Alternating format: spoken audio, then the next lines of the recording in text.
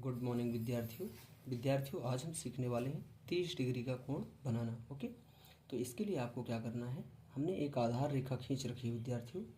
इसके इस पॉइंट पर यदि आप 30 डिग्री का कोण बनाना चाहते हैं तो आप इसी पर इस राउंडर की नोक रख करके पहले एक क्या करेंगे, अर्धवृत्ताकार चाप लगा देंगे पूरा। ओके, इस प्रकार से। ओके, सबसे पहला काम आपका यही होता है विद्यार्थियों। फिर आप इस कटान बिंदु पर, जहाँ पर ये आधार रेखा को ये हमारी पहली वाली चाप काट रही है, इस पर हम नोक रखते हुए राउंडर की और एक चाप इस प्रकार से लगाएंगे। जैसे हम यहाँ पर एक चाप लगाते हैं विद्यार्थियों तो हमारा 60 डिग्री का कोण बन जाता है यदि हम इस बिंदु को इस बिंदु से मिला दें। ओके, तो चलिए मैं मिला भी देता हूँ विद्यार्थियों। ओके, इस तरह से इस कटान बिंदु को और इस मूल बिंदु से मिलाते हुए अपन क्या करेंगे, एक किरण की रचना कर लेंगे इस प्रकार से। तो ये कितने डिग्री का कोण होगा, 60 डिग्री का होगा। लेकिन हमें 60 नहीं बनाना है, हमें कितना बनाना है, 30 डिग्री का कोण बनाना है।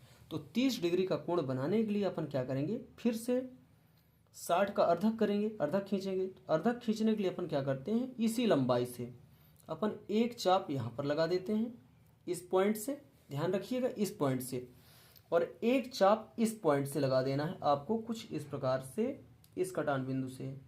ओके, इस तरह से स्पष्ट दिख रहा है। ओके, अब क्या करेंगे विद्यार्थियों, इस कटान बिंदु को अपन को इस मूल बिंदु से मिला देना है।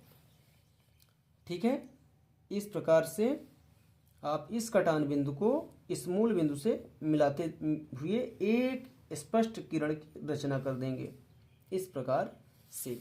अब आपका विद्यार्थियों 30 डिग्री का कोण बन करके तैयार हो चुका है।